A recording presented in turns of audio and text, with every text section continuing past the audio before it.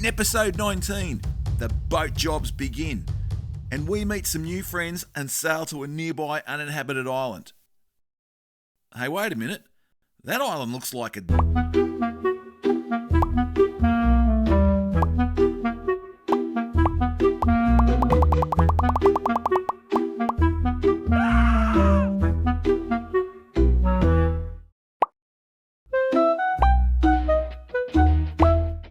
Welcome to What the Hell Am I Doing?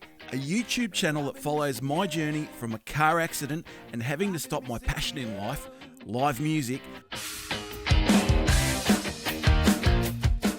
to focus on rehab and then making the decision to eventually not be around cars and traffic anymore for obvious reasons, and because of that big hit to the head, deciding to do something that I knew nothing about.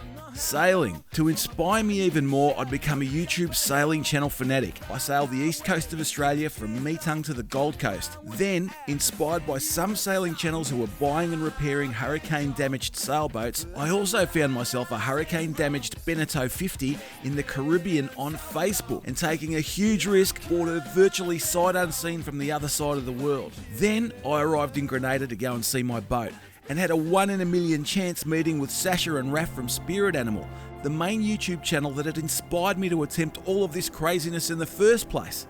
Now I was on Carriacou Island and at my yacht, and I was in a pretty shady situation involving a dodgy big shot salvager and the Boatyard, but I was also in a new world, on an island where people were trying to recover after being smashed by a massive hurricane, as others were trying to take advantage of them. And as all of this was happening, it was about to become apparent that I was going to have to be very careful, or I could lose everything. G'day legends! Well, it's taken 19 episodes, but in this episode I've finally found the courage to talk live on camera, and I'm finally making content on my boat, even if it is still on stands in the yard and not being released. Also, because we recently went over 10,000 subscribers and the next episode is number 20, I thought we'd mark those milestones with a Q&A session in the next episode. So if there's anything you want to ask, just place your questions in the comments from this episode and I'll do my best to answer as many as possible in episode 20. And let's have a bit of fun with it. The questions can be serious if you like, but if you're feeling hilarious, ask me something hilarious. I can't wait to see what you all come up with. But please consider that some questions I can't answer as there are legal goings on and I still need to be careful. Also, if you haven't already, please subscribe because questions from subscribers will get priority. And while we're on the subject of going past 10,000 subscribers, I just want to share an incredible statistic with you. I was curious and asked the internet how many videos it takes these days to get to 10,000 subscribers, and the answers I got were anywhere from the low end of around a few dozen videos, and I'm guessing that a few dozen means 36, to 152 videos. We did it in 17. So to all of you in this very supportive community, thank you. I will follow you. Alrighty, pirates, on with the show. At the Boatyard, we were now starting to meet a few locals and some boat owners who had been affected by Hurricane Beryl, and there were some incredibly sad stories to hear, which we'll go into in one of the next few episodes. We also met a total legend called Andy, a South African sailor who had been living in Grenada for 4 years aboard his yacht with his partner Jess and his dog Taz, and they invited us to come on a day sail and island barbecue with a crew of kitesurfer friends, which included Paddo and Julie, who run a kitesurfing school named 5 Elements Kitesurfing in Tyrrell Bay or Argyle on Carriacou. Just in case you want to come to one of the best places on earth and learn how to kitesurf, I'll put a link for 5 Elements in the description. And also for Andy's sailing school. After the stress of being told by the Boatyard office the day before that we had to settle the bogus salvager's bill or Benny the Beneteau wouldn't be allowed back in the water, I really needed a day just to de-stress, explore, swim and have fun as I worked out my next move. This was about to be a very special day. We were about to have a small, uninhabited Caribbean tropical island with white sand all to ourselves to enjoy for a whole day. It was also just what I needed before starting to search the Boatyard to solve the jigsaw puzzle of exactly what happened with the mast removal and salvage recovery lift of Benny the Beneteau. We rode our bikes down to Tyrrell Bay where Andy was going to come and pick us up in his dinghy. And this is where I had my first little disaster. Stupid me put my mobile phone in my board shorts pocket, and stepping into the water to board Andy's dinghy, I took one step, no problem. but the second hit a huge step down, and all of a sudden I was up to my thighs in water, and that was the end of my phone. It was a bit of a dumbass amateur thing to do considering I'd bought a waterproof holder for it, but had taken the phone out so I could film on the beach. Luckily though, I had my GoPro with me, which did a ripper job as a replacement. Well, until the battery died anyway. So I didn't get too much footage exploring the rest of the island, but I got enough footage to do the job. And that just means I'll have to go back to film it properly, and you won't hear me complaining about that.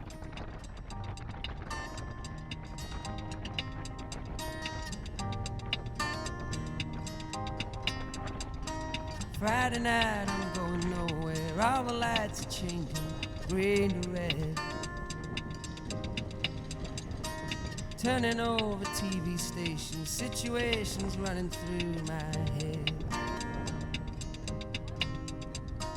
Looking back through time, you know it's clear that I've been blind, I've been a fool. To open up my heart to all that jealousy, that bitterness, that ridicule. Ollie, a friend of ours back in Grenada, he flies high. Saturday, I'm running wild. Crazy! I'm not the lobster! You alright? Are you getting water in your mask? Yeah. Yeah.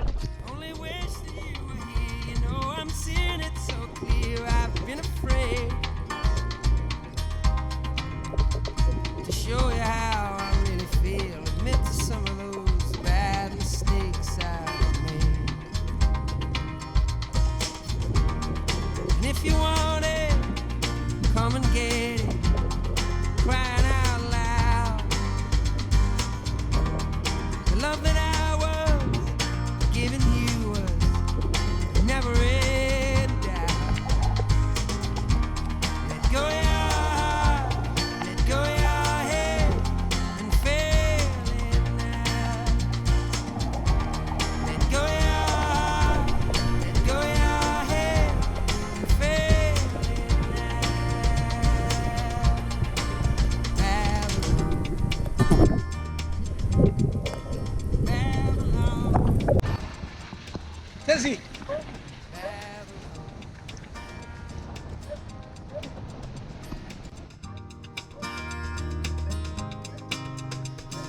Sunday, all the lights in London, shining sky is fading, red to blue. Kicking through the autumn leaves, wondering where it is might be going to. Turning back for home, you know I'm feeling so alone, I can't believe. Climbing on the stairs. Who was that getting high up in the air? Was that you? No. Ah, that was cool. If you want it, come and get it.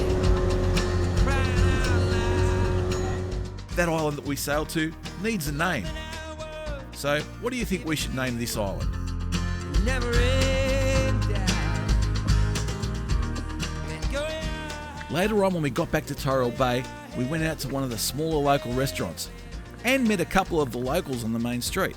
let go your let go your. After a big day, we were tuckered out and it was Netflix and bed early, ready for the upcoming challenge the next day of trying to sort out exactly what happened with the removal of the mast and rigging, and to assess if the old mast, which was now in 3 pieces, could be salvaged and repaired. Let go your head and feel it now. Babylon. After checking out Paradise Beach Club and working our way through the cocktail list, I decided to go through and clean Benny the Beneteau and see what other damage I could find and audit her inventory to see what needed replacing after she was blown over by Hurricane Beryl. But the first thing I needed to do was clean the cockpit and decks. And with the rain coming to give me a hand, it was time to get busy. I think it's about day 6 or 7. 5, 6, 7. Elizabeth's not saying anything. First victim is my iPhone. But that's me being stupid. This is why I'm concerned about me running a whole sailboat, right? What else have we done? Okay, this is the Caribbean, and you think it's all... I've hit my head on that bloody hatch about 100 times too. Still can't get used to that. The mozzies have been pretty bad, so we've got a mozzie net around the companionway. It's keeping most of the mozzies out. A couple snuck through one night and gave us a hard time. And this is today's weather. It is soaking.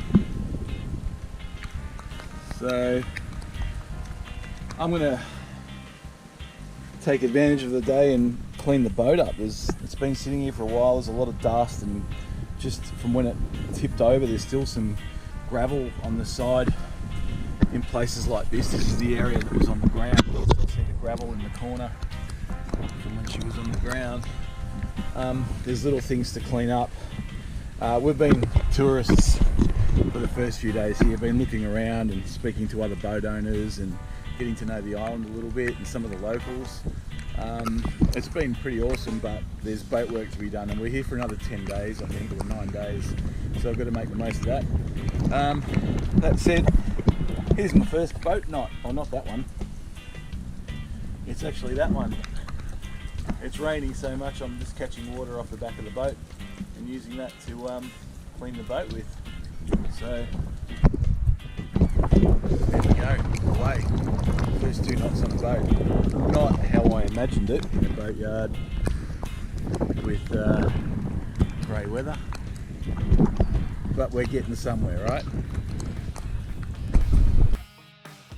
I found that the storage tanks were really low on water. Elizabeth helped me to fill up the water tanks, to test them and also test the water lines and pumps. After that, we could now do dishes and cook on board. No more excuses to go to Paradise Beach Club for dinner, and then cocktails, and then more cocktails. The next day, we discovered a tiny pinhole leak in one of the water lines.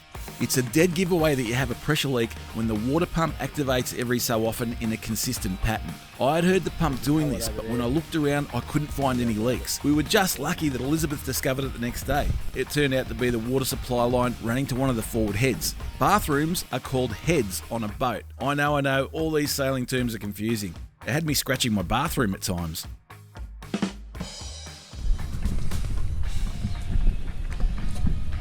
Three points of contact at all times. That seems to be working quite well.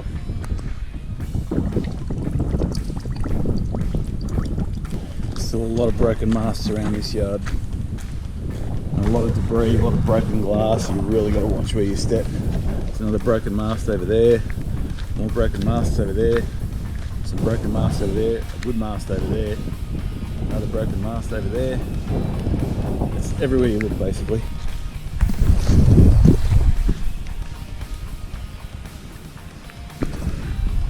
I still can't believe she's mine. I just sit here and go, wow. Anyway, got to work. So I'm just going to use these old towels, which are pretty worn out. I'm pretty sure they were just used for cleaning up around the boat. I've cut one up and I'm going to go around and try and get off little scuff marks like this. And if anyone's got any tips, let me know. I've heard that toilet cleaner is like the best thing to use on a boat. There's little rust marks and things like that. If you've got any tips on that, let me know, please. Would love to know in the comment section. This table's looking pretty grimy. I've got this post here because I don't know if you can see the stanchions on the side of the boat when the boat went over, but those 2 stanchions, that one over there and this one over here, are bent. I've actually pushed them out a little bit. They probably need to be replaced, but I'll bend them out for now so there's some sort of safety around the side of the boat. Okay, legends, that's it for this one. In the next episode, I audit the cutting of the stays and the removal of the mast to see how much work was actually So done. that would have been a relatively easy fix. And don't forget, we've got the Q&A session for the next episode, so if you want to ask a question, put all of your questions down in the comment section and I'll get onto them for the next episode. Please give the episode a like, and if you haven't already, please subscribe. Either of these cost you absolutely nothing, it's just a small click, and it helps us charge up the algorithm and get this channel pumping. Okay, legends, see you in the next one.